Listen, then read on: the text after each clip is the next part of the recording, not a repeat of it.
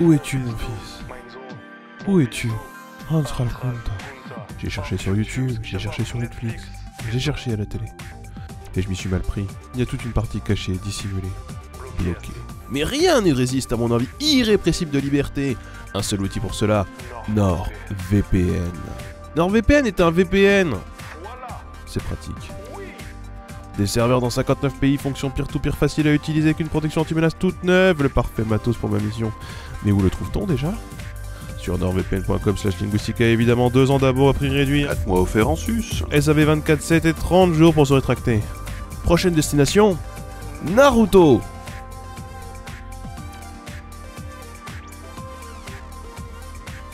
Alors, quelle nouvelle cette année? Combien la chaîne a généré d'argent? Où en sont les principaux projets? Quel est le gros projet que je vous tease depuis une vie et qu'enfin je peux vous présenter ici? Pour cette année, j'ai été plus sélectif sur les questions et de toute façon, vous en avez beaucoup moins posé que l'année dernière, probablement parce qu'on a déjà beaucoup répondu sur Twitch. On va donc essayer d'aller à l'essentiel tout en gardant une part de délicate fioriture pour les à côté. Et si votre question n'a donc pas été retenue ou si vous n'y trouvez pas de réponse ici, c'est sûrement qu'elle a été abordée dans la FAQ précédente datant de l'année dernière, donc vous pouvez y aller, le lien est en description. Ma vie, ma foi, tout pour toi, vas-y. Déjà, force à toi en cette rentrée, l'actualité est très sombre en ce moment, qu'est-ce qui te fait tenir? Eh bien, l'amour de mes proches et celui de ma femme, le privilège de vivre ma passion et d'avoir des perspectives, et évidemment d'avoir le bonheur d'avoir eu la chance d'occuper cette place à laquelle je n'étais pas destiné. Facile. Mais oui, l'actu a plus la merde par contre, oui. Je me demandais juste comment tu vas, et aussi si tu arrives à concilier rénovation de ta demeure avec ton taf sur YouTube. Ah bah avec les problèmes du moment, et les semaines qui n'en finissent plus, pour compenser l'inflation qui nous baise la gueule sur chacune des factures, que ce soit ici à l'appart ou le reste pour la réno, on va pas se mentir, vivement qu'on passe l'orage qui devrait durer encore au moins 1 an quand même. Et encore, pour l'instant, nous on n'a pas monté nos prix pour les placements de produits, etc. sur YouTube, et il va falloir qu'on y réfléchisse sérieusement parce que ça va pas être tenable à long terme, sinon en fait tout simplement, si tout augmente mais que nous n'augmente pas, c'est pas possible. Est-ce qu'un jour tu expliqueras ton fameux tatouage, ou bien c'est véritablement un secret qu'on ne connaîtra jamais? Alors, je pense que tu parles de ça, ou peut-être de ça.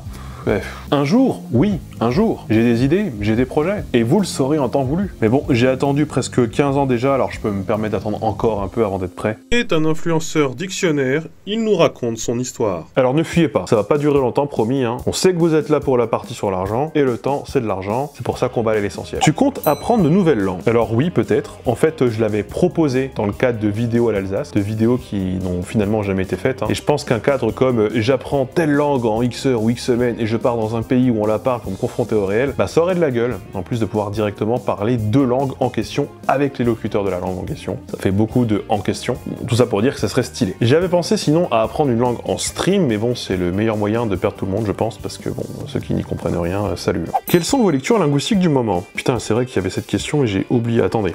Alors, en ce moment, ce livre, Provincialiser la langue, langage et colonialisme de Cécile Canu. C'est ce que je lis, et c'est notamment sur la conception idéologique du langage qui a été imposée à l'Afrique, blablabla. Ça ferait de plein de bons sujets de vidéo. Pourrais-tu faire une vidéo sur le listembourgeois? Ce serait super drôle. Alors j'espère que ce délire est mort et enterré au moment où cette vidéo sort, et ça m'a l'air bien parti pour, Dieu soit loué. J'espère que les gens qui regarderont cette FAQ n'auront même plus la ref. Qu'est-ce que tu aurais à dire à un jeune qui, comme moi, s'est pris de passion pour la linguistique et voudrait en faire son métier?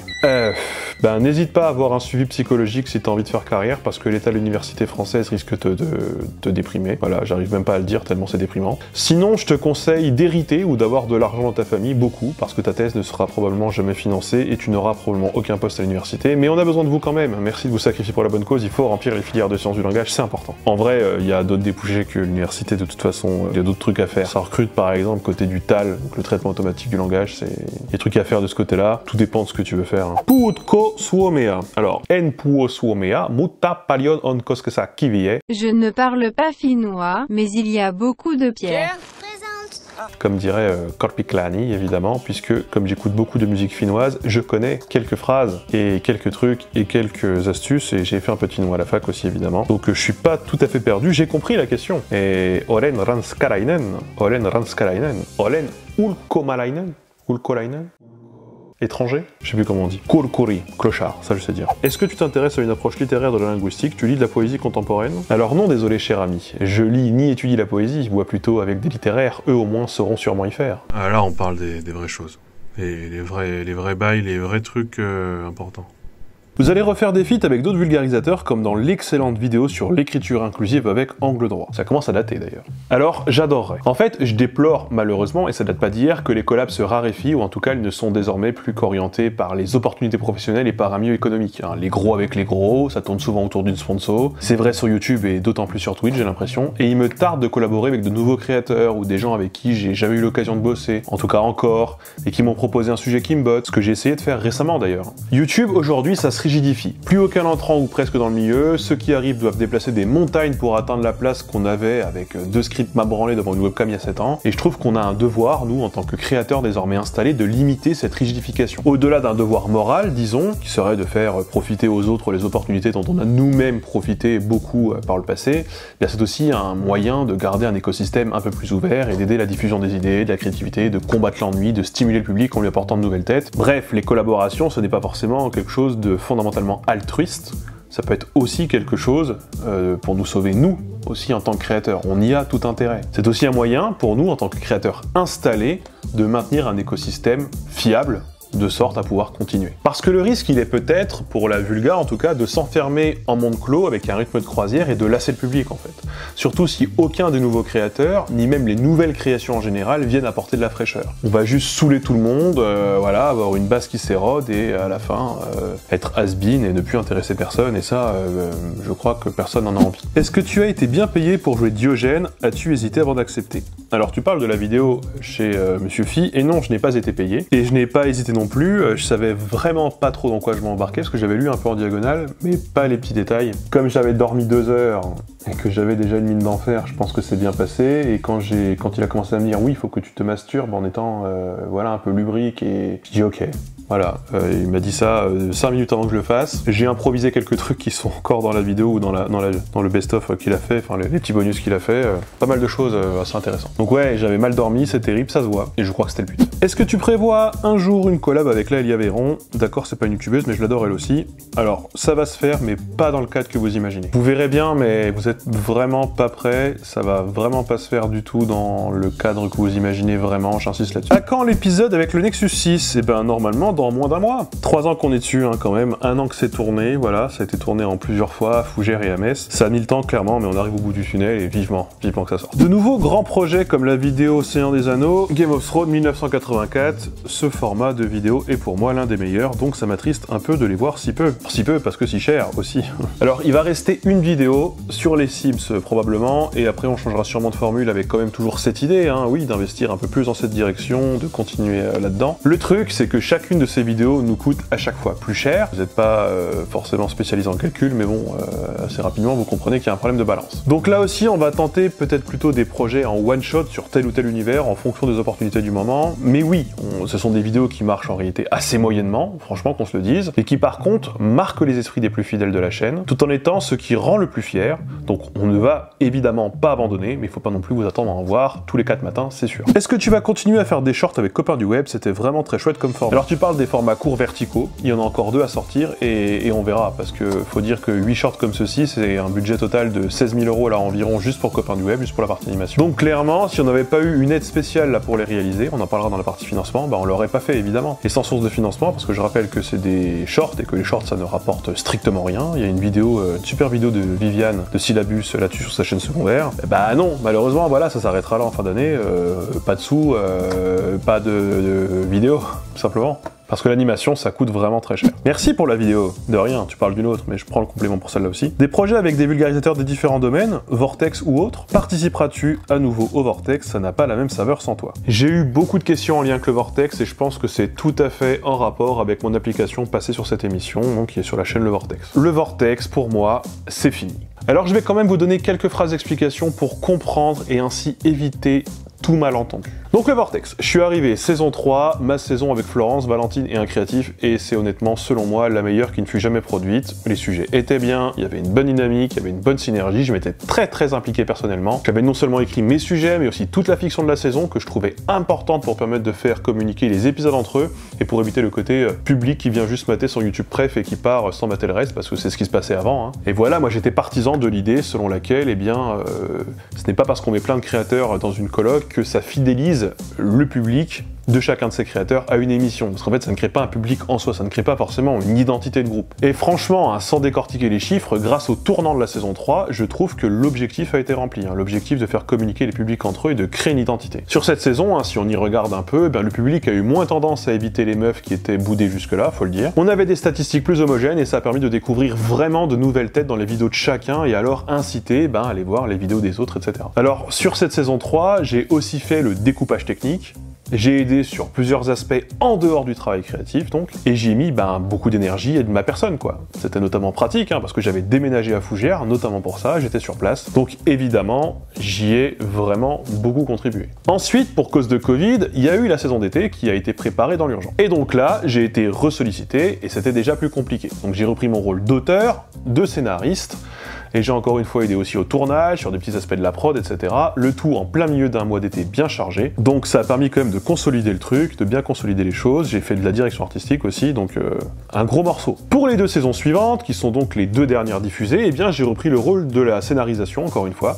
J'ai participé au repérage aussi, mais là j'étais franchement déjà moins content de ce que je faisais. Si globalement la saison, donc du coup avec Julien Méniel, Art Contemporain, Marie Wild et Arnaud, ça allait à peu près, je trouvais ça ok, franchement, assez ok vraiment. La saison d'été, ouais. Parce qu'il faut bien comprendre qu'on peut pas faire tourner n'importe quoi à n'importe qui, et sur une saison d'été où on ne passe de 4 à 10 créateurs, c'est très compliqué.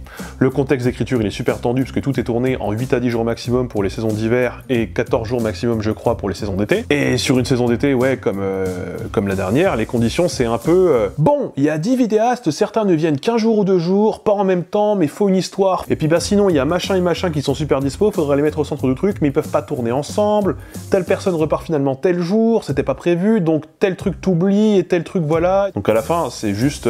c'est pas vraiment un truc d'écriture sympa où t'as un peu de latitude, c'est tu te retrouves en fait à faire un puzzle de scénettes qui dépend plus du planning de chacun et des heures restantes qu'autre chose, en fonction de quels sujets sont les plus ambitieux et quels créateurs sont les plus mis en avant. Donc ça donne un travail au final où je suis assez peu content en réalité, hein, tout simplement. Et du coup, comme on se retrouvait à travailler comme ça sur la fin, la fiction elle est plus très utile parce qu'elle ne remplit plus du tout sa fonction, elle ne peut plus remplir sa fonction, et en même temps sans ça, je trouve quand même, que sans la fiction, les formats du Vortex, c'est pas forcément des vidéos qui se distinguent, qui s'illustrent. Je pense que les gens se souviennent moins des 2 premières saisons où la fiction, c'était des petites scénettes un peu pas très fortes en vrai, un peu fourre-tout, qui manquaient un peu de cohérence, etc.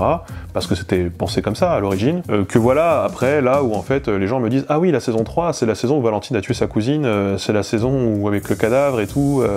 les gens identifient des éléments de fiction qui permettent de reconnecter à un univers global, ce qui est pour moi quand même quelque chose de fort, quoi. Donc comme sur la dernière saison d'été et déjà avant, la fiction ne remplissait plus trop son rôle, et j'étais assez, moi, pour changer de formule. C'était vraisemblablement une volonté qui était partagée par beaucoup de monde, hein. J'ai donc participé aux premières réunions pour ce changement de formule, donc avec Ronan, avec Arte, que j'ai vu à Frame, puis qui est venu à Fougères, que j'ai vu là aussi, j'ai été convié, etc.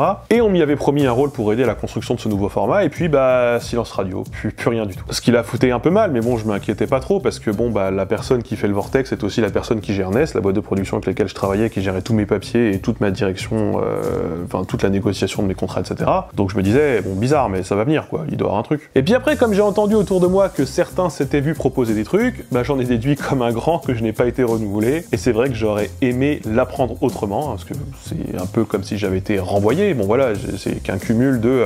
effectivement, je n'avais pas forcément ma place attribuée sur les nouvelles formules du Vortex, mais bon, comme ça faisait 4 ans que j'y travaillais, voilà quoi. Donc voilà, c'est la vie, et de toute façon, très honnêtement, il n'est pas du tout dit que j'aurais re-signé pour le futur projet dont, voilà, j'ai eu quelques échos, je ne sais pas exactement ce qu'il va en être, je ne sais pas du tout s'il m'aurait convenu, mais c'est vrai qu'après autant d'implications personnelles, j'aurais préféré que ce soit fait plus proprement, oui, c'est vrai. Ça, les projets d'avenir... ça nous parle de ouf. Alors, nouveaux changements, nouvelles opportunités, nouvelles possibilités. Feras-tu une vidéo sur les langues régionales? Ça m'aiderait sur GeoGuessr. Bon, plusieurs questions sur les langues régionales. Alors, la situation n'a pas évolué d'un poil depuis la dernière FAQ, donc non. Et flemme de tout réexpliquer, mais disons qu'aucune région ni organisation n'a pour l'instant mis de l'argent sur la table pour financer ou cofinancer des vidéos sur les langues régionales, donc de fait, pour l'instant, stand-by, ça n'aura pas lieu. Ce qui est très con dans cette histoire, c'est que plus la chaîne va peser, plus ce sera cher d'avoir une vidéo sur la chaîne, plus les régions vont devoir mettre la main à la pâte, et là, clairement, je crois que on va arriver à des moments où on sera tout à fait hors budget, on pourra juste même plus proposer au service par rapport à ce qui est attendu en face. Mais pour autant, je tiens quand même à le dire que il y a peut-être moyen pour un truc, il y a peut-être moyen. Mais parce qu'on va y mettre beaucoup d'une autre et ce sera une vidéo qui sera complètement à perte. Mais il y a peut-être moyen. Et clairement sur une langue régionale qui n'est pas du tout celle sur laquelle j'aurais tablé quoi. As-tu un sujet de vidéo qui t'intéresserait mais qui te semble difficile à produire? Alors oui, hein, complètement, évidemment, bien sûr. J'aimerais bien par exemple une série de vidéos limitées sur les milieux souterrains, underground un peu cachés. Alors bon, comme ça fait secte, hein, mais je pense plutôt à des milieux ou des groupes sociaux un peu à la marge ou insoupçonnés, que ce soit en rapport avec la sexualité, la religion, la politique, etc. Des milieux fantasmés, en gros, de toute façon. Ce serait 5 ou 6 vidéos max, un peu reportage, immersion et salut. Tu fais des vidéos de réaction à un article sujet, tu subis du bashing troll par la suite? Oh bah oui, évidemment, toujours. Alors je vais pas me lancer ici dans une lecture de commentaires, mais j'ai de quoi, j'ai de la matière. Je me fais insulter, hein, la mauvaise foi est au rendez-vous évidemment, mais je crois que j'ai développé une capacité assez importante à m'en battre les couilles et je masque beaucoup de gens sur Twitter et tant que ça existe encore. Il y a pas mal de mots bannis en commentaire sur YouTube aussi, donc ça limite les dégâts, donc bon voilà. Les nouvelles de la vidéo sur l'amitié dont tu avais parlé il y a longtemps, eh bien ça vient. Mais je veux une bête de truc, vraiment un truc chiadé et j'en discute du coup avec Ben Post-Process cadre quelques grosses vidéos à moi, parce qu'on veut vraiment faire un vrai truc un peu innovant en termes de mise en scène et où on se dit waouh. Est-ce que des vidéos focalisées sur l'évolution d'une famille de langue particulière est prévue? Alors j'ai déjà donné de ce côté, finalement bon, ça reviendra sûrement, mais bon, si ça revient, c'est si c'est pertinent par rapport à une problématique, un sujet, je crois que je ne vais plus vraiment, en tout cas c'est plus l'heure du jour, de faire des vidéos sans problématique. Vidéo juste pour dire les langues indo-européennes, liste des langues. Les langues si, qu'est-ce qu'il y a dans telle langue, etc. C'est pas super intéressant. Il faut répondre à des questions que les gens ne se posent pas. Et donc il faut des vidéos qui posent des questions, des vidéos qui problématisent un sujet. Je peux pas juste me contenter de faire voilà, des listes. Wikipédia s'en charge très bien, les cours à l'université s'en chargent très bien aussi. Côté-là, non, je vais pas apporter grand-chose. Ma foi, tout pour vous, tout pour toi. Es-tu toujours aussi heureux et épanoui de faire des vidéos sur YouTube? Oui. La vidéo dont tu es le plus fier? Eh bien, Orwell probablement, le mérite ça va, mais ça vieillit, donc bon c'est comme tout, donc peut-être moins. Mais hâte de refaire des formats similaires mais réactualisés. Surtout que j'ai hésité jusqu'au dernier moment avant de la sortir, celle sur le mérite. Alors là j'en veux une qui ressemble, qui sont un peu dans les mêmes types de thématiques, la même DA, mais un truc dont je suis sûr et certain et où je suis fier direct de base. Seriez-vous prêt à aller à l'Académie de ces morts français si vous y étiez invité pour une vidéo, une visite, une conférence? Bon, une visite pourquoi pas, paraît que le bâtiment il est joli. Une conférence, bon qu'est-ce que j'irai y foutre? Ça n'arrivera pas de toute façon. Est-ce que toi aussi quand un ascenseur dit en montée, tu dis de Linguisticae ou c'est que moi? Non, jamais. Les meilleures annonces sont celles que l'on n'attend pas de toute façon. Ça c'est évident. Alors j'avais un peu teasé mais nous y voilà, le gros projet dont je vous ai parlé en stream que personne n'a deviné et qui va enfin prendre vie. Il se trouve qu'en tant que créateur, j'aime pas faire des papiers, je me trouve assez mauvais pour négocier. Et puis ça prend du temps, gérer l'URSSAF, la CCI, appeler machin, voir avec truc, la banque, le comptable. Alors j'avais rejoint NES, la société basée à Fougères qui à l'époque proposait ce service, et c'est l'une des raisons de mon déménagement ici avec le Vortex, il y a 3 ans. Et d'ailleurs, je crois que je suis l'un des plus vieux dedans, dans NES désormais, sauf que voilà, si c'était une solution pratique à l'époque, elle n'est plus très adaptée à ce que je cherche aujourd'hui. Tout ceci étant dit, il se pose alors une question dilemme. Dans quelles conditions rester, ou alors que faire si je dois partir? Alors franchement, l'idée de créer ma boîte de prod et de re-signer pour les papiers, l'URSSAF, etc., ben voilà la flemme, hein. Mais c'est la trajectoire que plusieurs ont choisi récemment, plusieurs créateurs qui m'ont conseillé de faire la même chose, en quittant les structures au modèle intégraux pour lancer leur boîte et prendre un agent artistique ou un porteur d'affaires. C'est un peu la mode du moment dans ce milieu. Voilà. Mais bon, je sais pas, il y avait quelque chose qui... J'avais un peu peur quand même. En discutant avec des potes, alors on se disait que ça pourrait être quand même bien de créer sa boîte, mais de ne pas avoir à la gérer, de ne pas avoir besoin de gérer sa boîte, et de quand même bénéficier de tous ces avantages, et d'avoir en plus quelqu'un qui gère tes contrats, qui négocie pour toi, etc. Alors ce genre de truc, ça existe dans d'autres domaines, mais une telle solution dans le milieu de la web création, eh ben j'en ai jamais entendu parler. Donc c'est relou quoi. En plus, ça pourrait servir à tellement de monde. Et là, vous me voyez venir. Alors, quand le modèle que tu cherches, il n'existe pas vraiment, mais qu'avec des potes, tu te demandes bien comment on pourrait faire, eh bien, il y a plusieurs pistes. Et l'une d'elles, eh bien, c'est de créer cette solution. Tout simplement. Avec 3 autres personnes, on a donc décidé de monter notre agence qui fera aussi bien de la gestion de société que de la négociation de contrats. La clé de notre modèle, que je ne vais pas détailler ici, parce que ça ne va pas forcément beaucoup vous intéresser, si jamais vous n'êtes pas vous-même web créateur, eh bien c'est de reposer sur un service et une expertise juridique forte, puisque sur les 4 cofondateurs que nous sommes, eh bien on trouve 2 auteurs créateurs, moi et Lenny de Science Codeur, et 2 juristes spécialisés en propriété intellectuelle. Donc notre force, à moi et Lenny, c'est que nous sommes à la fois des vidéastes à temps plein, mais qui partageons aussi une expérience de travail pour d'autres vidéastes. Et ça, mine de rien, c'est quand même important pour se mettre à la place des gens, surtout qu'on va devoir mettre en contact des créateurs et des techniciens, etc. Et nous serons bien évidemment aussi clients de l'agence en question.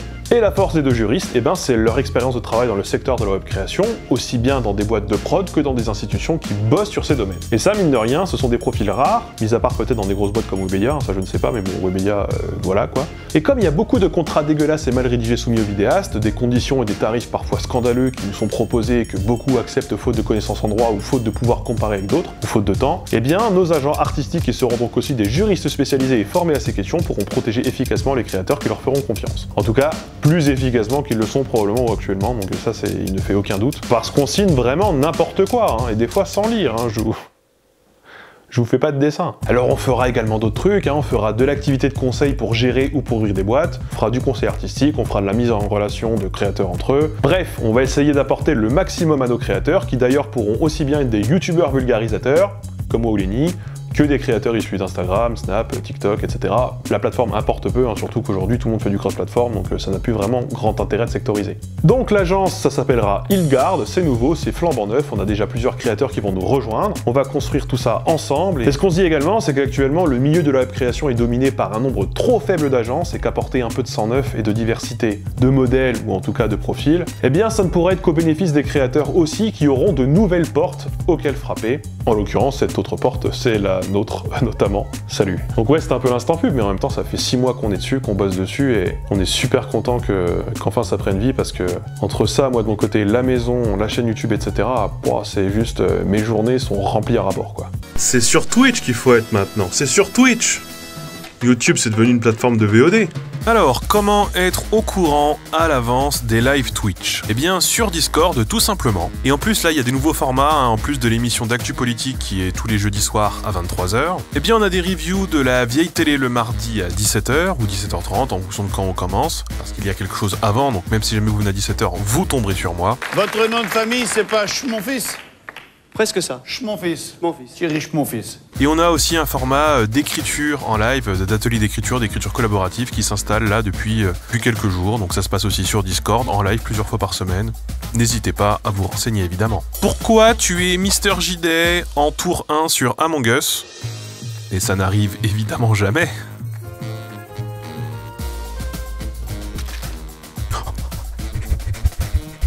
Tu dessineras d'autres cartes linguistiques en live, et si oui, de quelle région ou quelles époques? Bah franchement, là pour l'instant j'ai un peu fait le tour, mais je n'exclus rien en fait. Hein. Tu ne fais plus les anecdotes, c'est une pause ou c'est définitif? Alors non, ça va revenir, je recharge juste le stock, et j'ai encore pas mal de cartouches, hein, même si je m'emmêle un peu les pinceaux sur ce qui a déjà été dit, ce qui n'a pas encore été dit. Et de toute façon, si jamais vous venez me voir sur Twitch, eh bien voilà, certains adeptes des streams sont déjà au courant, ils savent, des choses ont déjà été dites. Comment tu fais pour avoir autant d'anecdotes? Quelqu'un dont t'as parlé t'a recontacté? Eh bien j'ai une bonne mémoire et j'ai une vie bien remplie. Et ça, mine de rien, bah ça aide. Et comme je le disais juste avant, je me demande là en ce moment lesquels j'ai déjà raconté ou lesquels je n'ai pas encore raconté, je m'en mêle un peu les pinceaux, voilà. Ça devient un problème, surtout que bon, j'ai une fiche hein, pour lister tous les noms, parce qu'effectivement tous les noms sont remplacés. Et voilà, il faut que je me remette un peu dedans, mais non, on refera des petites salves, vous inquiétez pas. Et sinon, sur le côté recontactage, oui, tout à fait. Il y a des gens du bled qui m'ont écrit. Des gens dont je parle hein, dans les anecdotes et des gens qui se sont reconnus. Et globalement, ça leur a fait giga plaisir, hein, ils sont super contents qu'on puisse parler de cette vie qu'on a vécue, qui pour nous est une vie normale en réalité, mais dont on se rend compte en les racontant voilà, sur Twitch. En fait, par exemple, ceux qui ont grandi à la ville n'ont pas du tout eu la même vie, voilà. Bon, voilà, globalement, ils sont contents qu'on puisse partager leur quotidien, leur histoire aussi indirectement via ces anecdotes. T'as le temps de jouer en dehors de Twitch? Quels sont tes jeux du moment? Alors, mes jeux du moment, depuis que j'ai 14 ans, c'est n'importe quel jeu Paradox. Là, dernièrement, c'était plutôt Victoria 3 qui vient de sortir, même si, bon, j'aime moyen le jeu, pour l'instant, je le trouve mal fini. Ça a beaucoup été Crusader King 3 après sa sortie. Europa Universalis était la valeur sûre. J'ai eu une période d'Imperator quand Imperator est sorti. Enfin bref, il y a toujours un jeu Paradox pas très loin. Et au pire, Civilisation, voilà, quand vraiment je sais pas quoi faire. Ou n'importe quel city builder où il faut micromanager 50 ressources différentes et en un hiver, tous tes paysans sont morts et il faut recommencer après avoir passé 8 heures sur ta game. Globalement, c'est ça les jeux auxquels je joue. Ah bah j'ai beau être de gauche, j'aime l'argent. Hello Monté, depuis le changement de la boutique l'année dernière, les tapisseries murales des cartes telles que celles que tu as derrière toi ne sont plus disponibles. Dans la vidéo annonce, tu parlais du fait qu'elles arrivaient bientôt, il me semble, mais un an après, toujours rien, un retour de prévu sur le shop. Donc pour résumer, il y a un an ou deux, j'ai changé de boutique. Je suis passé de la boutique américaine, celle qui est prédéfinie sur YouTube, celle que YouTube mettait en avant, celle qui était même la seule possible à avoir sur YouTube à l'époque, donc en intégration directe, et c'était Teespring. Teespring qui est depuis devenu Spring tout court. Eh bien, je suis passé de cette solution-là à Teasily, pour tout un tas de raisons, aussi bien créatives qu'économiques que machin, bref. Sauf que les tapisseries murales qui avaient été promises par Tizili, à l'époque où je parlais avec un gars qui m'avait incité à changer de boutique, elles ne sont toujours pas implémentées, effectivement. Et le fameux contact chez Tizili, visiblement il a démissionné, en tout cas il n'est plus disponible, donc j'imagine qu'il ne travaille plus là. Ce serait pas très surprenant, ce genre de truc, voilà, elles ont un turnover, enfin ces genres de structures ont un turnover souvent qui est assez démentiel. Bref, du coup, bon, je sais pas où ça en est, et Tizili, j'ai plus trop de contact. La solution pour toi, c'est que Tizili, effectivement, est désormais la nouvelle boutique principale. Il y a tout un tas de produits qui ne sont pas disponibles sur Teespring.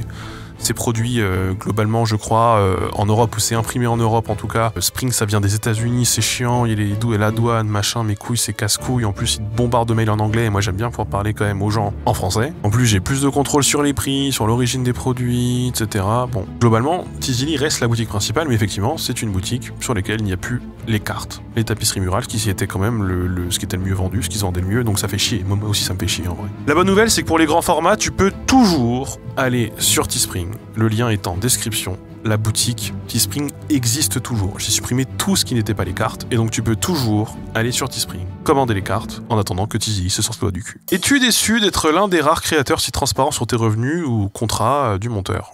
Alors je sais pas du tout si je suis l'un des seuls, honnêtement. Mais après, j'en ai déjà parlé. Si je le fais, c'est aussi pour que vous puissiez vous rendre compte des coûts et des revenus d'un vidéaste de ma taille, en fait. D'une chaîne de la taille de Linguistica, c'est-à-dire à peu près 400 000 abonnés actuellement, parce qu'il y a quand même pas mal de fantasmes. Alors je l'ai dit à plusieurs reprises, hein, c'est pas du tout un secret, et c'est pas une take particulièrement éclatée, c'est un constat que je peux faire, et qu'on a été beaucoup à faire hein, en tant que créateurs, qui discutons entre nous de créateurs de plusieurs tailles de communautés différentes. Eh bien le public sous-estime souvent combien gagne un gros vidéaste, ou combien gagne de manière générale les gens les plus connus sur Twitch ou sur YouTube, ou les gens les mieux installés, ou ceux qui font mieux leur beurre, on va dire, ceux que vous voyez partout finalement. Mais en même temps, et ça c'est assez paradoxal, les gens surestiment complètement combien gagnent les créateurs de taille moyenne. Que ce soit sur YouTube ou sur Twitch, évidemment, je connais assez mal les autres plateformes. Ce que je peux vous dire, c'est sûr que sur YouTube, on gagne en tout cas moins que sur Twitch à taille de communauté équivalente. Les tarifs sont beaucoup plus bas.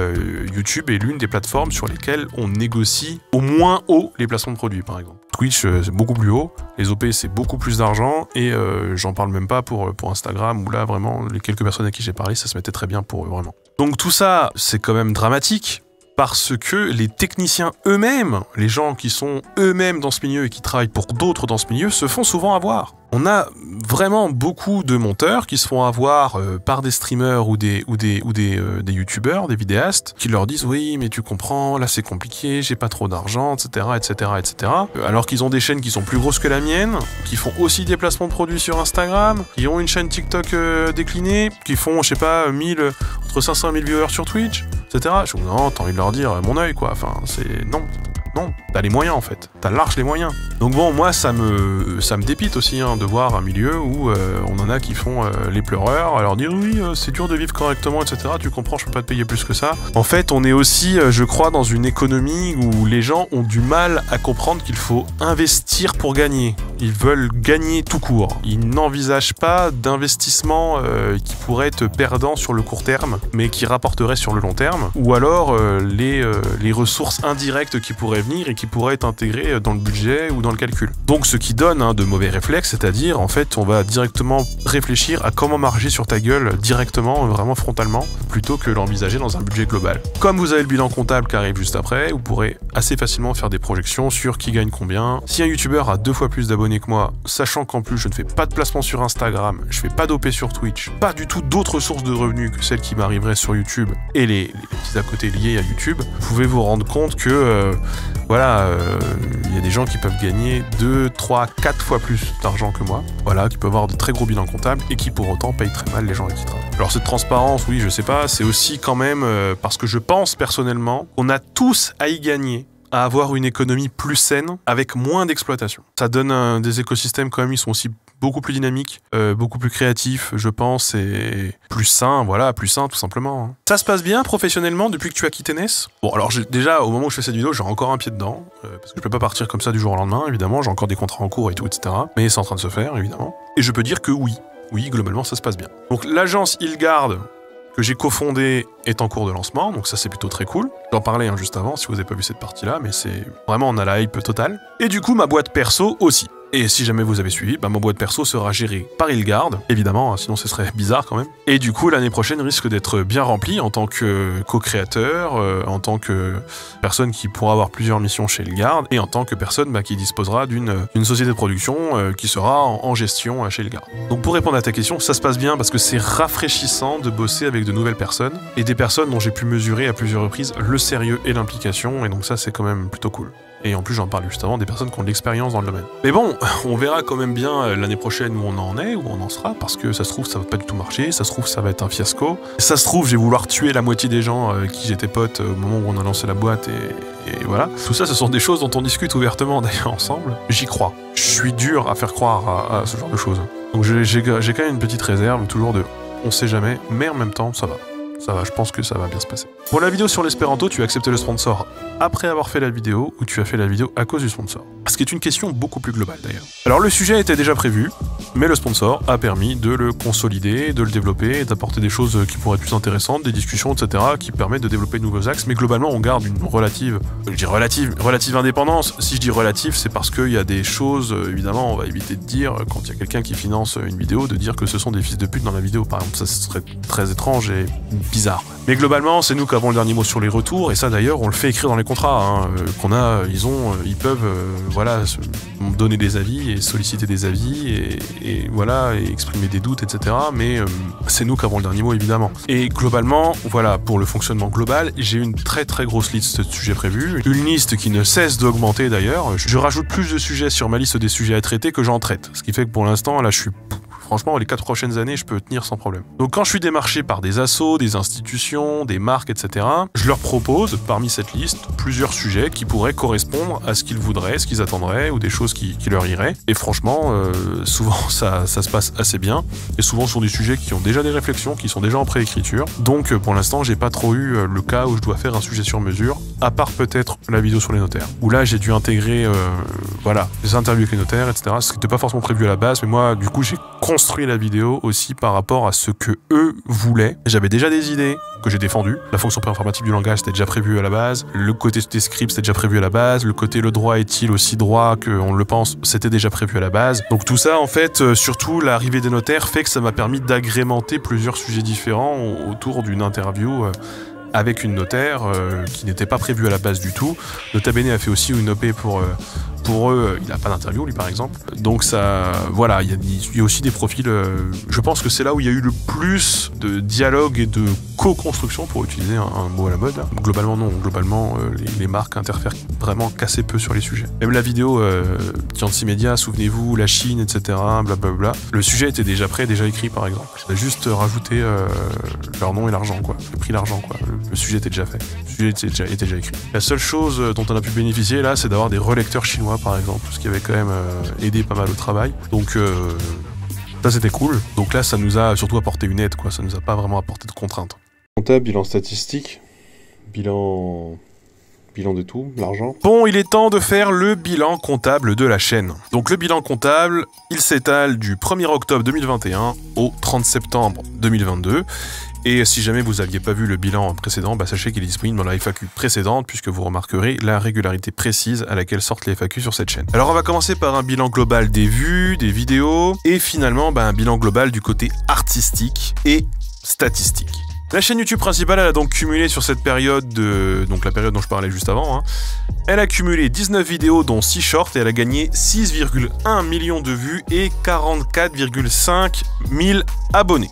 Donc la première stat est assez moyenne, en réalité c'est bon, voilà. Mais la seconde est plutôt bonne, voilà, plutôt bonne étant donné qu'on vient de franchir les 400 000 abonnés. Bon, on les avait pas franchis encore à ce moment-là, mais on vient de les franchir à quelques milliers d'abonnés près. En gros, on est passé de un peu moins de 350 000 à un peu moins de 400 000, c'est une bonne progression sur une année, c'est ok. Voilà, franchement, je m'en suis satisfait vraiment très bien.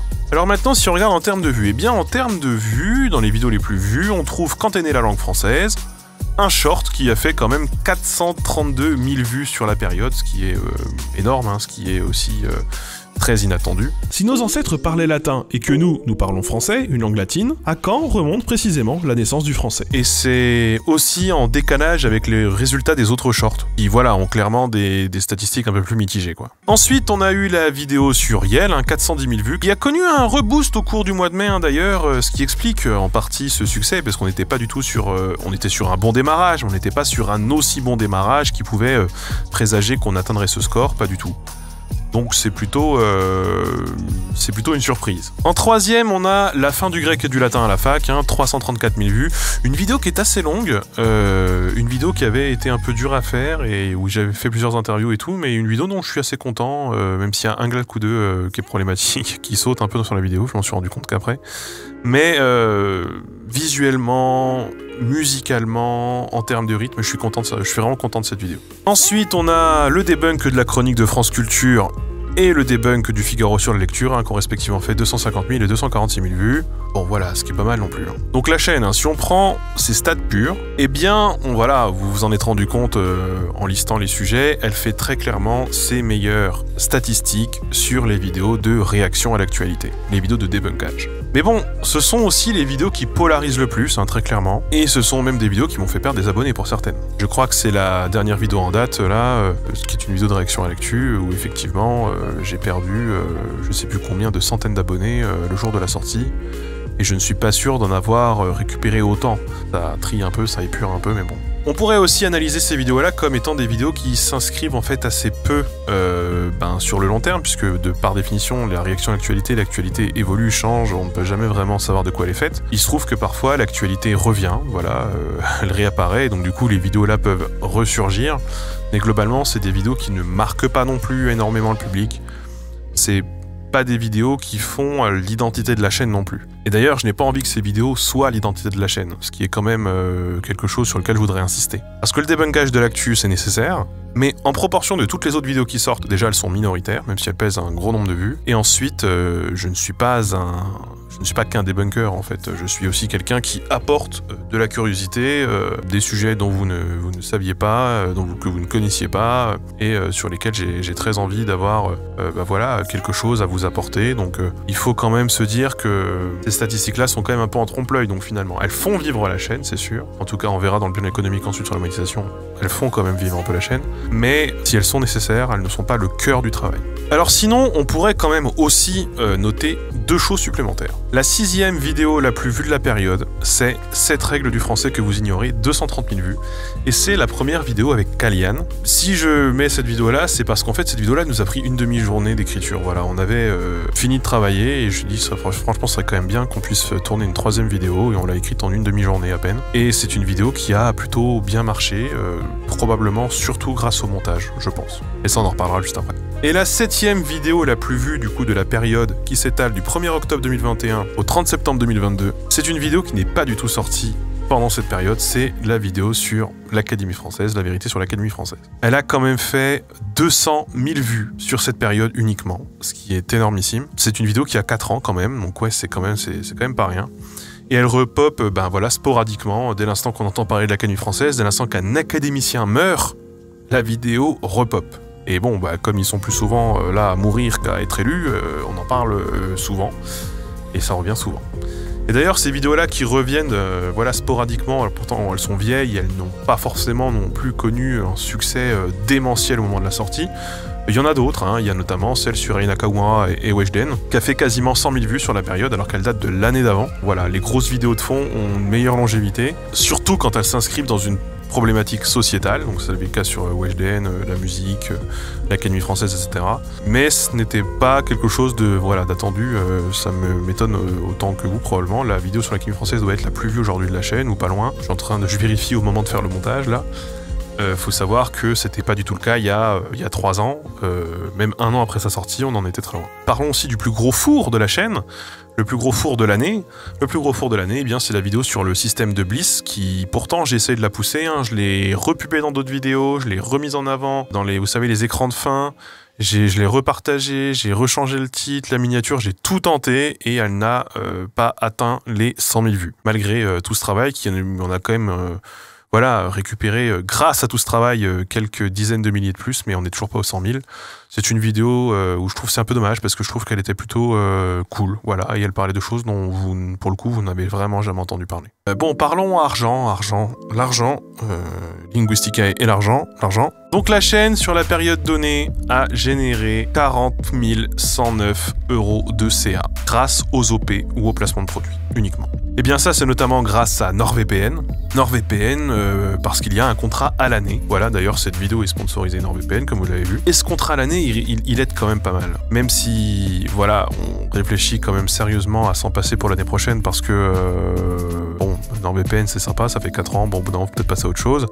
Même si on a été les premiers en France à faire du NordVPN, maintenant aujourd'hui tout le monde en fait, c'est extrêmement répandu. Est-ce qu'il n'y aurait pas un autre substitut à trouver? Ça nous force à trouver ce substitut, pour l'instant on l'a pas, donc c'est en réflexion. Mais le contrat à l'année, il a quand même un avantage dont j'aimerais vous parler ici, parce que je trouve que c'est important d'en parler. Cet avantage du contrat à l'année, c'est qu'il permet quand même de lisser les vues à l'année, justement. Si une vidéo avec un NordVPN devant a bien marché, il y en a quelques-unes dans l'année où on sait qu'elles vont quand même à peu près marcher normalement, si on met un NordVPN devant, ça nous permet ensuite pour des vidéos où on pense qu'elle marcherait moins, bien de mettre un NordVPN dessus parce qu'en fait, à l'année, NordVPN fait une moyenne de toutes les vues des vidéos qui ont été faites avec eux et regarde à peu près si ça rentre dans les clous. Donc, ça nous permet quand même de faire des vidéos sans trop se poser de la question de leur succès. Est-ce que vraiment les gens vont cliquer de ouf dessus, même si ça fait toujours plaisir qu'une vidéo marche. Et voilà, ça permet quand même de limiter la casse et de, éditorialement, pouvoir traiter des sujets sans qu'on se dise non, celui-là faut vraiment pas parce que celui-là j'arriverai pas à le vendre, ça fera pas assez de vues, le sujet n'est pas assez vendeur, personne ne voudra signer dessus. Là, en l'occurrence, NordVPN, ils s'en foutent. Ça apporte quand même cette flexibilité, cette liberté. Paradoxalement, du coup, ça nous rend beaucoup plus libres. Parce que les one-shot, les OP one-shot, il y en a eu quelques-unes cette année, ça a quand même cet inconvénient de, eh bien voilà, si jamais tu veux que la relation commerciale elle se passe bien, t'as jamais bossé avec la personne, ils ont jamais bossé avec toi, t'as jamais bossé avec eux, eh ben on doit chacun un peu fournir un minimum de garantie, quoi, un minimum de garantie du succès mutuel, enfin voilà, faut que ce soit donnant-donnant, gagnant-gagnant. Donc nous, si on veut rebosser avec la marque plus tard, il faut que ça marche bien pour eux, il faut qu'ils aient un minimum de retour sur investissement, que ce soit en produits vendus, en clics sur les liens, en gain d'image, enfin ça c'est pas nous qui définissons leur stratégie, hein. Chacun voit midi à sa porte là-dessus. Et ce qu'il y a de sûr, c'est que quand on bosse avec une marque, avant de pouvoir un peu faire assouplir les conditions et que chacun puisse en fait se faire confiance pour être sûr que tout fonctionne bien, eh bien il faut quand même un peu de temps, quelques garanties, ce que je disais juste avant, et donc le one-shot ne permet pas de faire cela alors que le contrat à l'année le permet très bien. Donc les partenariats à long terme, c'est ce qu'on cherche prioritairement. C'est plus simple, hein, quand tu as confiance dans une marque et confiance avec quelqu'un qui tu bosses, ça a beaucoup moins d'efforts, potentiellement des meilleures garanties. C'est aussi des meilleures conditions de travail et c'est une plus grande souplesse dans le traitement des sujets, donc c'est quand même mieux, voilà. Surtout quand on dépend du placement de produits pour vivre. Ça libère des contraintes pour tout le monde, hein, globalement. Mais bon, l'inconvénient, c'est que ça use le public à long terme. Et même si moi, j'essaye de varier la façon de faire des NordVPN, il y a même une histoire dans les placements de NordVPN. Vous connaissez la différence entre la France et la Suisse? Moi, il n'y en a aucune, à part la neutralité et le passé douteux. Si j'essaye vraiment d'apporter une dose de what the fuck le plus possible pour vraiment me démarquer et que tout le monde passe un moment à peu près correct, bon bah au bout d'un moment t'as un peu fait le tour et c'est super dur de réinventer la formule, quoi. Hans Pierre Michel, c'est sympa 2 secondes, mais au bout d'un moment, Hans Pierre Michel, il a un peu tout fait pour vendre des NordVPN et là, il sait plus trop quoi faire. Bref, parlons de la deuxième rentrée d'argent. Et la deuxième rentrée d'argent, c'est le fonds Savoir et Culture. Donc c'est une aide qui est totalement dédiée, dans mon cas, au financement des shorts qui sont réalisés par Copains du Web, voilà, qui sont animés par Copains du Web. Donc ça, c'est un budget total de 20 000 €, évidemment, hors commission, prise par Ness, hors travail d'écriture, hors tout, finalement. Donc c'est un budget dont on est sûr qu'il ne sera pas présent l'année prochaine, évidemment, puisqu'a priori ce ne sera pas renouvelé, voilà, on va pas redéposer pour refaire. Ça fait figure un peu à part dans tout ce CA, même si là vous le voyez, ça pèse quand même pour une grosse partie du CA. La troisième rentrée d'argent, la troisième plus grosse rentrée d'argent de la chaîne de l'année, eh bien c'est la monétisation, et c'est moi-même une surprise pour moi. On est à 16 737 €, donc c'est une somme sur laquelle on ne compte jamais vraiment, hein, comme socle de l'activité de la chaîne YouTube, hein, mais qui permet quand même de soutenir économiquement la chaîne, c'est évident. En fait, ces sommes sont relativement aléatoires dans l'année. Là, on sait par exemple qu'on est dans un moment où il faudrait bombarder de vidéos parce que c'est très avantageux. On sait qu'en juin, et on sait aussi qu'en janvier, février, c'est plus bas, mais en même temps, est-ce qu'il faut du coup pas mieux sortir des vidéos à ce moment-là pour te démarquer c'est un moment où YouTube, il y a moins de gens qui le font. Donc bon, c'est des questions de stratégie. Bon voilà, moi je me pose pas trop ce genre de questions. J'essaie d'être régulier tout au long de l'année en réalité. Puisque, encore une fois, je ne compte pas vraiment sur la monétisation. C'est pas vraiment un critère, c'est pas vraiment une variable ni une mire pour moi. Parce que voilà, comme je le disais, ces sommes, elles ne sont jamais anticipables. On n'est jamais à l'abri d'un changement de la politique de YouTube, changement du content ID, changement de ceci, changement de cela, changement des règles, démonétisation, dollar jaune. On ne sait jamais ce qui peut se passer. Donc, la monétisation, c'est cool, ça fait plus que prévu, vraiment. Donc, je ne considère pas du tout cet argent comme étant garanti. En fait, voilà, on l'intègre évidemment dans le budget, mais on ne fait pas de prévisionnel avec cet argent. Ou en tout cas, pas sur ces montants-là, du tout. Donc ensuite, en 4e position, le financement participatif. Voilà, le financement participatif, tout confondu. Alors je ne le pub pas du tout, plus du tout, parce que voilà... Mais oui, ça existe toujours, évidemment. Donc le total, Tipeee plus Utip, eh bien c'est quand même 13 577 € à l'année, c'est à peu près 1 000 € par mois, à peu près pour se donner une idée. Un petit peu plus. Et c'est quasiment 1/6 du total du budget à l'année quand même.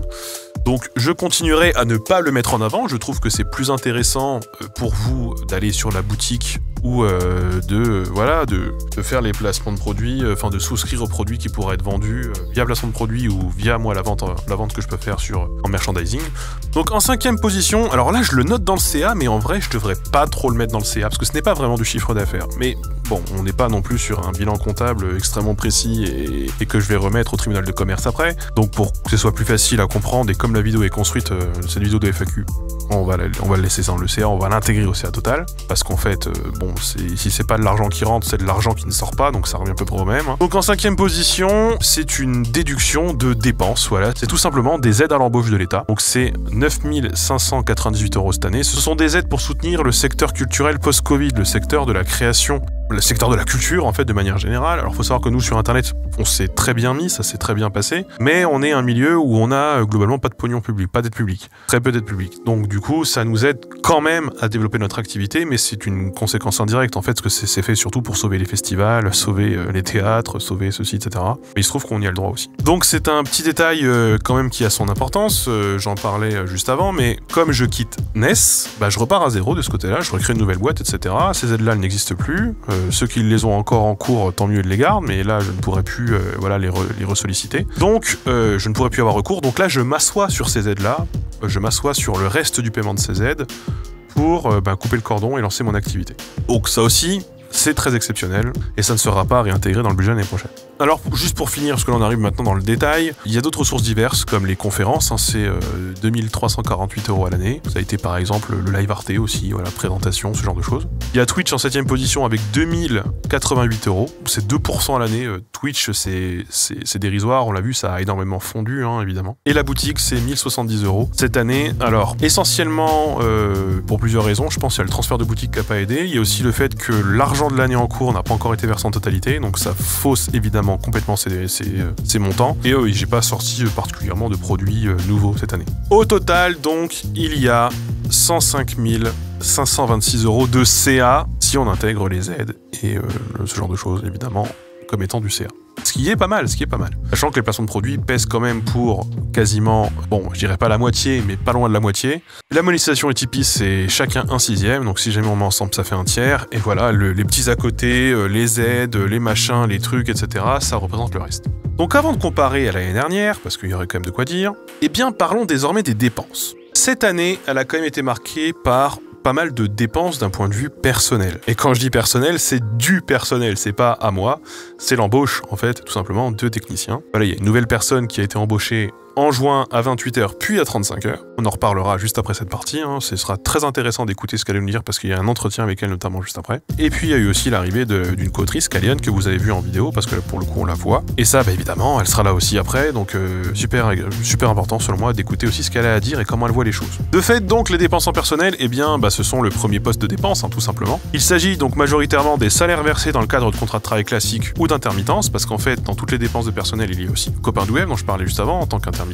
On a eu des costumes, on a eu des tournages Star Wars, on a eu pas mal de choses de ce côté-là. Et donc, les dépenses de personnel s'élèvent à 50 003 €. C'est 52,6% du total des dépenses. Et je ne m'inclus pas dans ces dépenses de personnel. On parle juste là de la prestation des techniciens, des auteurs. en l'occurrence de l'autrice, de la co-autrice. Donc c'est sûr que c'est quand même un très gros paquet, et dites-vous encore qu'il manque une partie des dépenses de la 3D et une partie des techniciens de la vidéo sur Star Wars, hein, qui devrait sortir à la fin de l'année, là. Il manque, je pense, à peu près 10 à 13 000 euros encore d'argent. Ce qui est assez significatif, c'est décaler l'année fiscale prochaine, évidemment, parce que voilà, il y a eu du retard, etc. Mais on est quand même sur encore pas mal d'argent qui est engagé et qui aurait dû s'inscrire dans les dépenses. Donc c'est sûr, évidemment, c'est sûr et c'est évident que ce n'est pas le même prix que choper des techniciens qui en fait sont des gamins de 15 ans sur Fiverr par exemple. Ce n'est pas le même prix que prendre des auto-entrepreneurs à la con qu'on paye au lance-pierre alors qu'ils nous rendent bien service, sur lesquels on peut marger de ouf. Ce qui sont quand même des pratiques très courantes hein, sur YouTube et sur Twitch, hein, on va pas se mentir.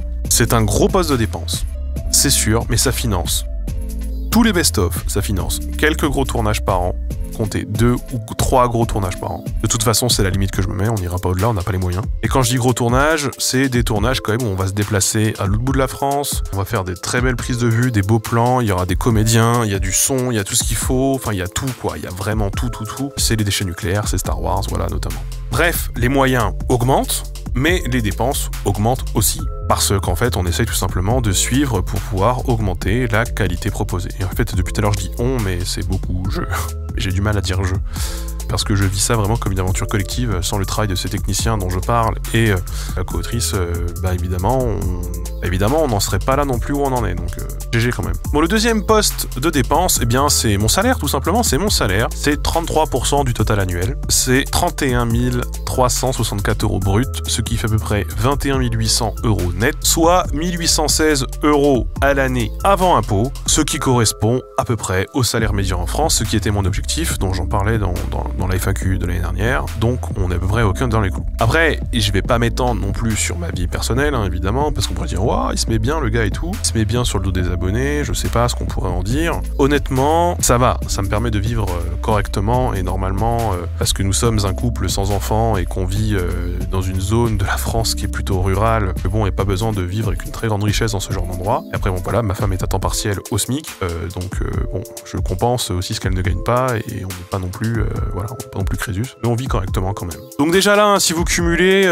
les dépenses salaire et technicien et mon salaire à moi, eh bien on est sur 85,6% du total de toutes les dépenses de l'année, c'est 81 367 euros, c'est pas rien. Donc ensuite, on a quasi 7000 euros de matos, c'est un petit peu moins, quelques euros près. Donc ce sont des investissements en disque dur, en carte SD évidemment, en siège, le siège dans lequel je suis assis par exemple, qui est un siège qui coûte quand même un peu de thunes. Comme j'y passe mes journées, ça me paraît normal. Mais c'est aussi tout simplement des dépenses de matériel pour les techniciens, des dépenses en matériel, en ordinateur, en écran pour les monteurs. Et ça représente même la belle part de cette somme. Voilà, pour qu'ils puissent avoir des outils de travail corrects. C'est un investissement, voilà, logique et normal. Et donc c'est considéré comme une dépense d'entreprise, tout à fait évidemment, c'est normal aussi. Donc ensuite, on a 5093 euros de notes de frais, ce sont les hôtels, la bouffe, le transport notamment, pour les gros tournages comme Star Wars ou Landra, parce qu'il faut se déplacer à l'autre bout de la France, évidemment, faut se loger, faut se nourrir, faut se déplacer, il faut déplacer tout le monde, il faut nourrir tout le monde. Voilà, Star Wars par exemple, on était au maximum 10 hein, quand même sur le set de tournage pendant une semaine, donc ça coûte des thunes quoi, vraiment, ça coûte même cher, on essaye de faire au moins cher mais ça coûte quand même cher, quoi qu'on essaye quand même de mettre les gens bien, ça me paraît normal aussi. Par exemple, voilà, mettre les gens bien, c'est bien payer le resto à tout le monde sur une fin de tournage, on invite tout le monde au restaurant, ou le soir quand on s'est tapé une journée de 10 heures et qu'on est que 3 techniciens, bah plutôt que chacun rentre chez soi et se bouffe un kebab, et ben on invite les gens au restaurant, ça se fait, c'est normal. Moi je trouve que c'est voilà, c'est logique. Donc là-dedans, il y a quand même beaucoup de restaurants, et dans ces restaurants, il y a aussi des réunions. Quand tu as une réunion avec le juriste, quand tu as une réunion avec l'avocat, quand tu as une réunion avec ceci, quand tu as une réunion avec ton technicien, que le gars il est sur place, qu'il est libre le midi, bah tu lui proposes à bouffer, et voilà, c'est normal, aussi, je trouve, ça le fait. Donc c'est des petits à côté pour moi aussi évidemment, voilà, parce que ma bouffe à ce moment-là elle est payée par la boîte, mais c'est normal, c'est des réunions de travail, et tout le monde fait ça, voilà, je ne vous apprends rien évidemment. Donc pour finir, il y a 500 balles de musique, c'est Audio Network, il y a quasiment 1000 balles de logiciel de gestion, voilà, parce qu'on utilise Monday, une solution, enfin on a 960 même très spécifiquement.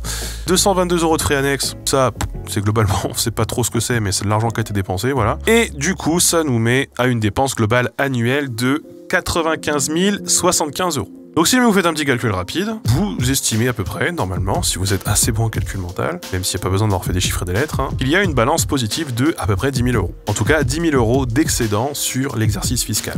Sauf que oui, mais comme expliqué avant, comme j'ai déjà expliqué tout à l'heure, eh bien cet argent il est déjà engagé sur la vidéo de Star Wars, qui sera celle qui aura le coûté le plus cher de toute l'histoire de la chaîne, probablement autour de 30 000 €. Mais bon, j'avais eu le CNC pour cela, hein, donc c'est normal d'y mettre le maximum, même s'il reste encore une vidéo à financer derrière, donc là on va essayer quand même de faire un peu moins ambitieux, un peu moins de 3D, etc.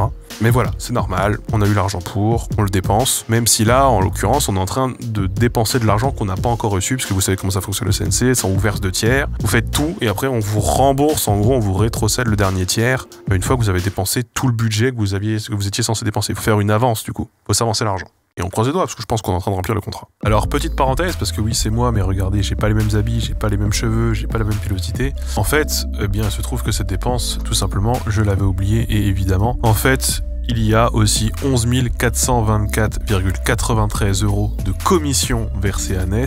Et donc du coup, si on refait un calcul, je suis pas à plus à peu près 10 000, je suis en réalité à moins 974 €, ce qui est une dépense très maîtrisable évidemment, puisqu'on a quand même de la trésorerie. Et voilà, c'était pour vous faire un point, finalement, on est plus ou moins en équilibre, en fait.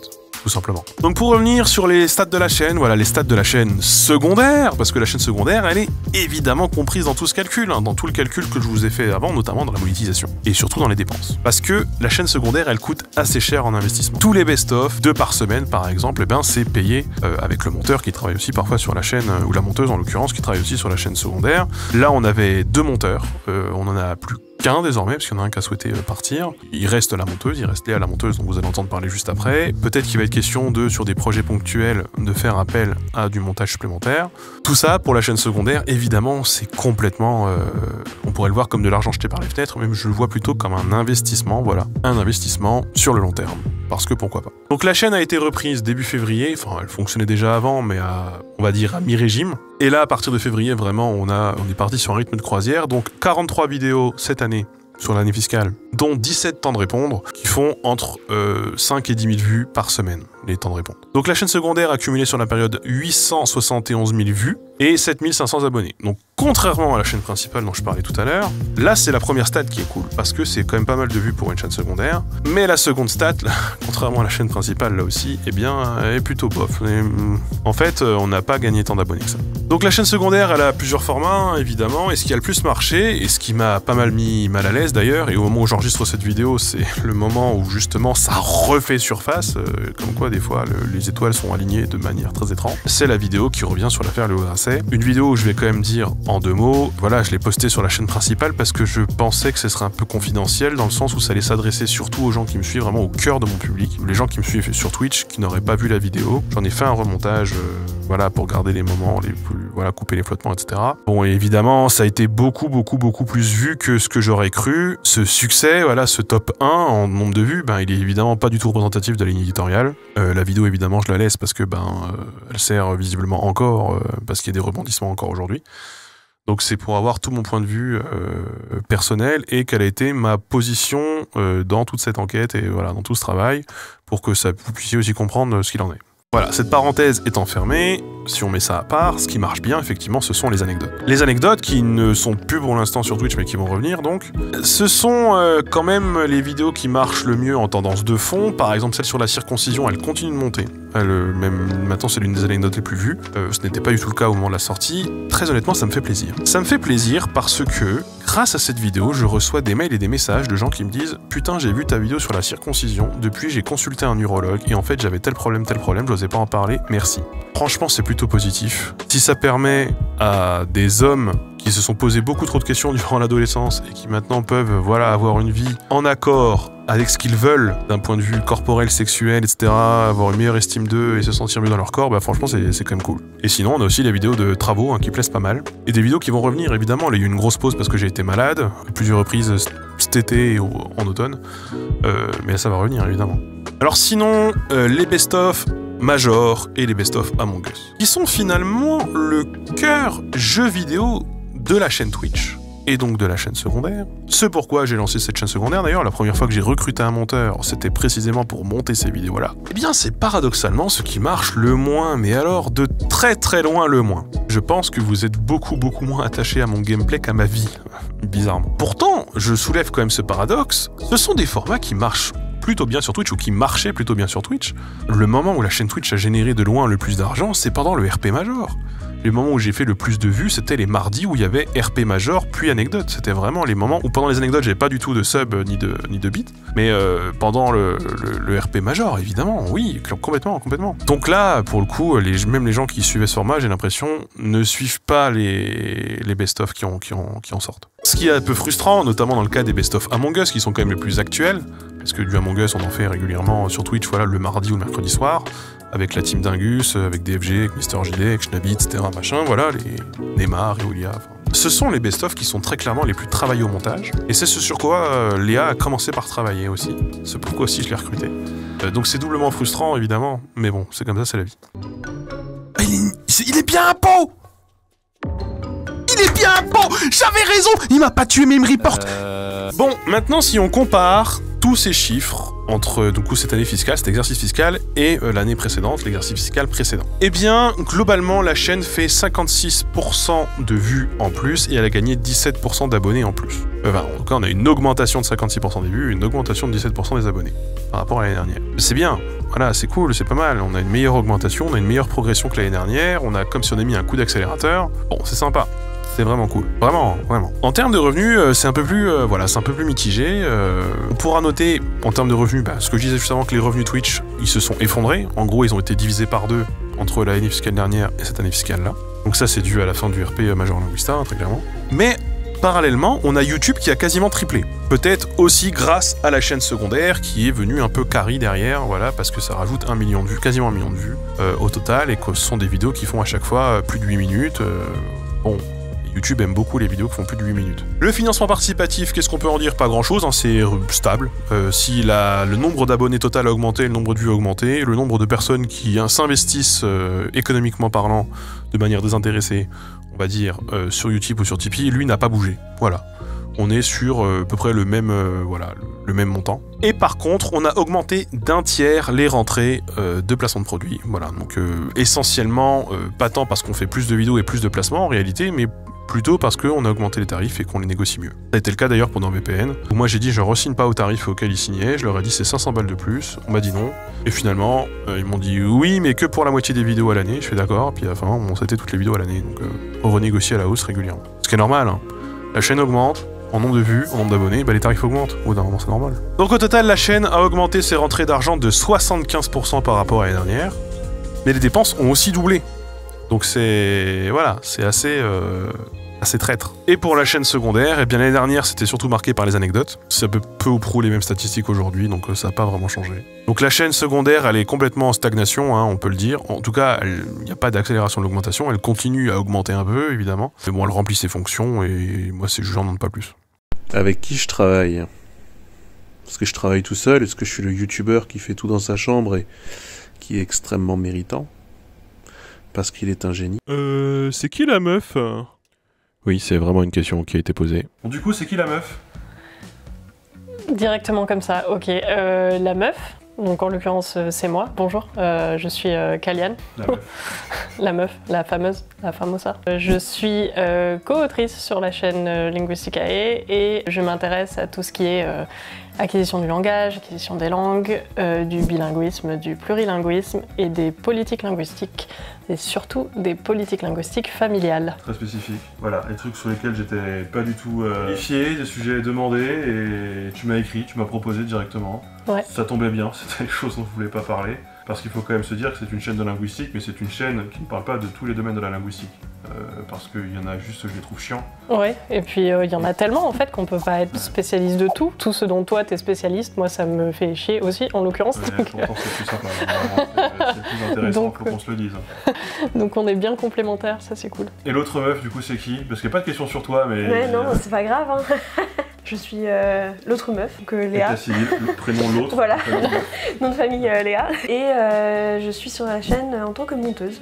Mais ça fait combien de temps que vous travaillez sur la chaîne? Ça fait combien de temps? C'est pas longtemps en fait. Ça fait pas longtemps, en plus on a quasiment commencé en même temps, non? Oui, bah oui. Ça a quelques jours d'écart, que je t'ai écrit en février 2022. Et puis ensuite, bah, de fil en aiguille, en discutant des sujets avec lesquels je pouvais t'aider sur la chaîne. Je sais pas vraiment quand est-ce que j'ai commencé à écrire véritablement, mais ouais, peut-être courant en juin, mai-juin, un truc comme ça. Je pense, j'ai commencé, je dirais. T'as commencé quand toi, tu le sais J'ai commencé en juin, donc je pense que c'était parce qu'effectivement, c'était dans les mêmes eaux. Et moi, du coup, j'ai commencé en juin parce que j'ai vu sur Twitter que tu cherchais. Et donc, pas du tout spontané comme candidature. Et, du coup, aussi, l'idée, c'est que les vidéos donc, que tu écris, les vidéos où tu apparais, il y a les vidéos où honnêtement, c'est toi qui écris tout. Comment dire, on reformule juste un peu, où je rajoute quelques trucs au moment du tournage. Ouais. Il y a les vidéos où, là, ça a été le cas quand on a tourné, où c'est surtout moi qui écris et tu te réappropries des paragraphes. Et il y a des vidéos où c'est un peu plus hybride. Ouais, tout à fait. Et l'idée, c'est effectivement les vidéos sur lesquelles tu travailles, que tu puisses en tout cas apparaître pour pouvoir présenter ton travail, qui est quand même ton travail de spécialité, qui change un peu de... dans la vulga, souvent, quand on montre des spécialistes, c'est soit ils écrivent des scripts, ils les envoient et les créateurs se les réapproprient, d'ailleurs pas toujours, ou alors c'est des interviews. Ouais, je t'avais pas du tout contacté pour ça en plus à la base. Moi je t'avais contacté vraiment en mode bah voilà, je pourrais écrire pour toi ou t'aider à apporter un point de vue un petit peu acquisitionniste sur d'autres choses et tout ça. Et puis tu m'as proposé tout à fait spontanément de bah voilà, si c'est toi qui écris, faut que les gens y voient ta gueule et tout, grosso modo. C'est un peu dans une démarche de visibilisation. Ouais. J'ai écrit... Je trouvais ça cool. Moi j'ai écrit pour d'autres, et bon ça c'est très bien passé et tout, mais c'est toujours un peu une frustration quand c'est l'autre qui se fait féliciter pour un travail sur lequel c'est toi qui as écrit. Surtout quand on félicite l'écriture. Ouais, je fais carrément évoluer mon écriture. Enfin, j'ai pas écrit les premiers scripts de la même façon que j'ai écrit là, les scripts qu'on a tournés plus récemment. Parce que je me disais que certaines tournures de phrases, je me rendais compte en fait une fois que je le disais à la caméra que c'était toute la légitimité. Les personnes qui se retrouvent ont toute la légitimité de se trouvent désignées par un terme plutôt que l'autre, ont toute la légitimité de ne pas trouver cela juste ou approprié. Bravo. Donc voilà, enfin, une fois qu'on a l'expérience de vraiment articuler son script à la caméra, bah ouais, on se dit après en réécrivant la suite, voilà, non, ça, du coup, j'ai pas kiffé la dernière fois, ou alors c'était pas pratique ou machin, donc du coup je vais le tourner différemment par exemple. Je pense que quand on est devant la caméra, devant le prompteur et qu'on se retrouve à devoir faire les choses qu'on a écrites, à devoir lire, c'est sûr que ça, il y a un côté réel, quoi. Il y a la confrontation réelle qui est très forte. Et moi, il y a aussi le fait que le tournage, c'est le moment que j'aime le moins. Ouais. Si je peux partager ce fardeau avec quelqu'un, c'est déléguer un peu. Moi pour l'instant j'aime bien. Bon, je suis pas très à l'aise, mais ça va venir. Mais ça va venir. Il faut aussi que les gens soient indulgents par rapport à ça, c'est normal. Et c'est pas facile pour toi parce que tu arrives sur une chaîne où les gens ils ont une voix depuis 6 ans, ils attendent quelque chose, ils sont habitués à un ton, ils sont habitués à quelque chose. Ouais, tout à fait, ouais. Donc c'est sûr que c'est une grosse prise de risque que tu as prise quand même d'accepter. J'espère que le public là-dessus sera quand même conciliant et puis attendra que tu puisses prendre aussi pleinement tes marques. Et ça c'est sûr que ça se fera avec le temps, quoi. Ouais, c'est sûr, avec la pratique en fait. Toi, t'avais déjà monté pour d'autres vidéastes avant? Du tout. Première fois? Première fois, ouais. Début de carrière. Début de carrière. Non, oui, tout à fait, parce qu'avant j'étais en école, donc j'avais fait du montage pour des projets de court-métrage, des projets de petits docus, etc. Mais jamais pour un youtubeur ou pour un vidéaste ou pour un employeur, tout simplement. donc oui, non, c'est vrai que c'est un nouveau contact aussi pour ça, parce que ça fait des années que je fais du montage, mais jamais professionnellement encore jusque-là. T'avais jamais eu le patron qui disait ouais, exactement. Bon, voici les jamais, images, voilà, ni patron ni client ou quoi que ce soit, mais c'était vraiment sur des choses soit pour moi-même, soit pour des écoles ou des choses comme ça. Donc c'est vrai que c'est un autre contexte aussi. Du coup, ça t'a quand même appris pas mal de choses sur la façon de travailler Forcément, ça cadre vachement. Ouais. Surtout, je pense, quand on apprend en autodidacte le montage, etc. Parfois, on manque un petit peu du cadre ou de l'organisation au niveau de nos petits dossiers, de petites choses, etc. Et c'est vrai que quand on travaille en équipe comme ça, ça force... Ouais, parce que ça t'a jamais chauffé, genre de devenir youtubeuse ou... Non, du tout. Moi, j'ai pas du tout l'intention de passer de l'autre côté de la caméra ou quoi que ce soit, donc voilà, très exceptionnel. Pas une envie du tout. Non, du tout. Parce qu'il y a quand même beaucoup de monteurs aujourd'hui dans ce milieu-là, qui montent pour d'autres vidéastes, qui sont eux-mêmes d'anciens vidéastes, pour qui, hélas, ça n'a pas marché ou pas tout à fait, et qui au départ... pour faire un peu d'argent de côté, se sont mis à faire du montage pour d'autres, et désormais c'est même leur activité principale, voire leur seule activité, donc c'est pas une frustration de ta part? Non, du tout, ça a jamais été... J'aime beaucoup la liberté créative que ça apporte en fait de ne pas avoir géré cette partie, notamment même si je disais que t'aimes pas trop la partie tournage, clairement c'est vrai que je suis contente de recevoir les rushs et de juste d'avoir les montées. Mais j'aimerais bien avoir un double qui tourne pour moi et m'envoie juste les rushs. Ce serait vraiment, ce serait parfait, mais malheureusement. Puis là, aujourd'hui, donc avant de tourner ça, on essaie aussi un peu de brainstormer, vous inclure aussi dans un processus créatif des grosses vidéos, des vidéos scénarisées. Donc, bah, toi beaucoup plus effectivement sur le côté fiction et toi sur le côté vulgarisation. Ouais. Pour essayer aussi du coup que vous puissiez aussi intervenir sur des projets qui sont un peu plus gros et où honnêtement où je peux pas les porter seul, c'est trop compliqué. Au bout d'un moment, il faut vraiment qu'on sorte un peu de cette idée que voilà, on serait des génies dans notre chambre et on ferait des projets de ouf tout seul. Évidemment que non. Et plus les projets deviennent gros et plus ils deviennent ambitieux et plus ils nécessitent aussi de faire appel à d'autres personnes, à inclure d'autres personnes dans le processus créatif. C'est aussi pour ça que c'est bien que vous soyez là pour qu'on vous voit. Donc du coup tu vas aussi intervenir, on verra, pour l'instant c'est pas encore fait, finalisé, etc. mais sur peut-être le scénario et la mise en scène, parce que c'est aussi des choses que tu fais de ton côté. Oui, tout à fait. Puis, les questions peut-être de diversifier aussi tes activités au sein de Linguistique et peut-être faire plus l'éditorialisation. Ouais, tout à fait, ça m'intéresse aussi. On verra, on l'a pas fait encore, on verra ce que ça donne. Ouais, peut-être qu'à la prochaine FAQ on dira finalement... Oubliez-moi. Mais c'est des choses aussi qui sont en question, parce qu'en fait, on est aussi dans des activités où on doit être tous un peu multitâches. Ouais, non, c'est bien de pas toujours faire la même chose, de juste varier les plaisirs. N'est-ce pas? Et si jamais je devais vous demander, c'est quoi là, pour l'instant, le projet dont vous êtes le plus fier sur la chaîne?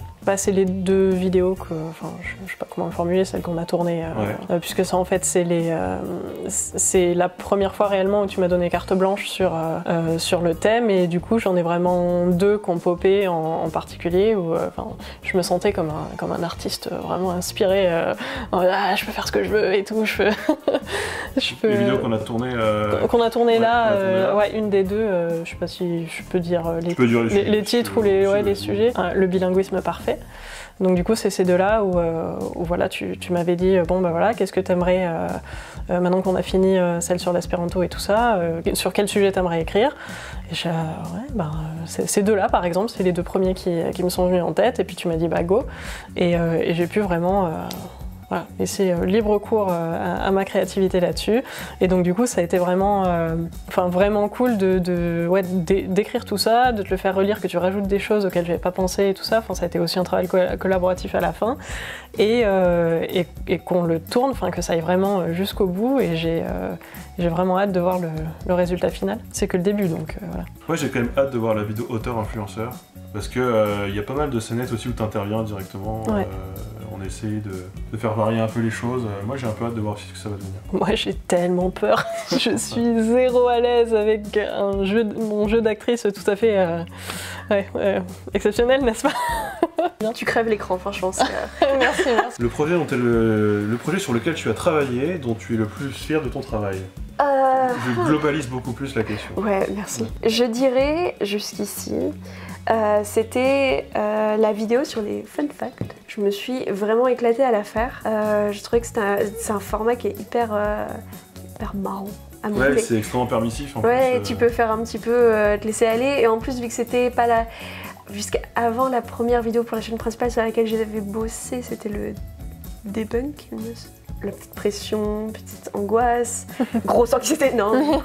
Et du coup de passer à cette deuxième vidéo, j'étais plus à l'aise par rapport à ça. J'avais pas le même stress que pour une première fois à participer sur la chaîne principale. J'ai pu vachement plus tenter des trucs, etc. Et c'est vrai que je me suis beaucoup amusée à la faire. Et est-ce que vous regardiez la chaîne avant de travailler sur la chaîne? Oui. Je pense que, moi en tout cas, comme j'ai une formation en linguistique, je pense que ou la plupart des étudiants en linguistique connaissent déjà ta chaîne. Donc ouais, je sais plus exactement. Toi, tu l'as commencé en 2015. Ouais. C'est-à-dire que j'étais déjà en master, sans doute. Ouais, c'est ça. Ouais, j'ai dû commencer à la regarder vers les débuts. Ah ouais? Ouais, je pense. Cette évolution terriblissime. Après, j'ai eu, je pense, des creux, genre peut-être de 6 mois où j'oubliais ton existence. Je disais, il y a ce mec et tout. Et puis je rattrapais 4-5 vidéos d'un coup, tu vois. Et... je suis pas du genre, activer la clochette et tout, chose qu'il faut faire, bien évidemment. Bien évidemment. Tout de suite, on va faire un bordon en bas. Le bordon Bordeaux est déjà fait. Je suis en train de le faire. Bah, je l'ai fait maintenant que je travaille pour toi. Oula. Oh putain. Oh, tu t'es fait agresser. Pas grave, les conditions de travail sont terribles ici quand même, s'il vous plaît. L'université sponsorise la chaîne parce que je n'étais pas en linguistique mais j'étais en licence d'anglais et j'avais un cours de linguistique et c'est là que j'ai découvert la chaîne parce qu'on nous a dit oui, si vous voulez savoir la linguistique, allez regarder Linguistique sur YouTube. T'as appris l'existence de la chaîne par un prof. Oui, j'ai mon prof qui a dit, on regardait, c'était pour le truc de... Non, pas la chaussure mais... L'Italie, le... Non, Saussure. Ouais, c'était... on m'a dit, regarde la vidéo sur Saussure. De Saussure. De Saussure. Oh là. T'avais déjà analysé du coup comment les vidéos elles étaient montées, hein, avec une image genre de technicienne, enfin de technicienne Alors j'avais donc découvert la chaîne à ce moment-là, après je n'ai plus regardé pendant... Ouais. Je pense 2-3 ans. Après, je me suis mis un petit peu dessus et effectivement, j'avais recommencé à regarder un petit peu parce que je trouvais ça intéressant au niveau des couleurs, au niveau des... Surtout parce que je trouve que visuellement, ça a popé beaucoup. J'aime bien les couleurs. Oui, bah... Moi, j'avais jamais remarqué quoi, toutes ces couleurs, enfin tellement j'ai pas le point de vue de technicienne, pas du tout, j'étais focus. Ouais. Sur le contenu quoi. Souvent c'est bien éclairé, c'est très naturel. Ouais. Moi je trouve souvent ça manque de rouge, ou de violet. Voilà, ça manque de ce genre de choses. J'ai besoin de ma dose de couleurs. Tu vois, c'est comme le sucre dans le café, tu vois. Ouais, je vois. Alors que moi j'étais plus focus sur le fond plutôt que la lumière, tout ça, où genre ça m'est passé, mais... J'ai un peu du mal à regarder ce qu'on pourrait appeler aujourd'hui un peu de la bibliothèque, donc juste quelqu'un qui t'explique un truc, face cam, devant une bibliothèque, un peu classique. En fait ça m'accroche plus, j'ai besoin de beaucoup plus de stimulation visuelle et j'ai besoin des belles transitions, j'ai besoin un peu de ce genre de choses. Je pense que j'ai un problème peut-être qu'il y a un problème actuel il faut que je sois hyper stimulé visuellement pour rester accroché. Ouais, c'est juste, je pense que vu que tu t'es tellement professionnalisé là-dedans, que du coup tu t'arrives plus à te focus que sur ce que les gens racontent, mais tu vois vraiment tout ce qu'il y a autour, quoi. Peut-être, ouais.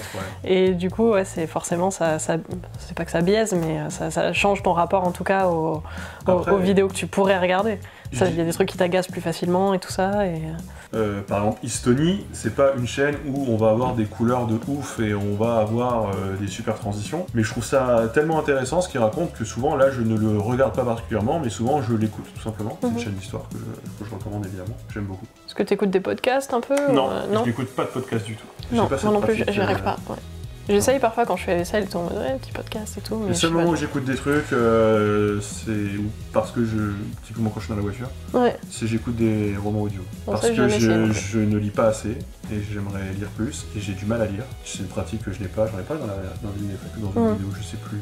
Regarder la chaîne, c'est quelque part. Mais je sais pas, j'ai l'impression en tout cas par rapport à ce que tu dis que le public aussi aujourd'hui est plus exigeant en termes de stimulation. Bah c'est normal, je pense, il y a aussi beaucoup plus le choix qu'il y a 5 ans en termes de vidéos de vulga disponibles sur internet, enfin sur YouTube et tout, c'est normal. Et la qualité augmente tellement à un niveau qui est quand même assez haut pour comment c'était à la base YouTube, donc c'est vrai qu'on a une attente presque pour même quelqu'un qui viendrait d'arriver, on serait choqué si c'était la qualité d'il y a 5 ans quoi. Ah mais c'est évident, la porte aujourd'hui elle est fermée pour les nouveaux entrants, sauf s'ils arrivent déjà avec une équipe ou beaucoup de moyens.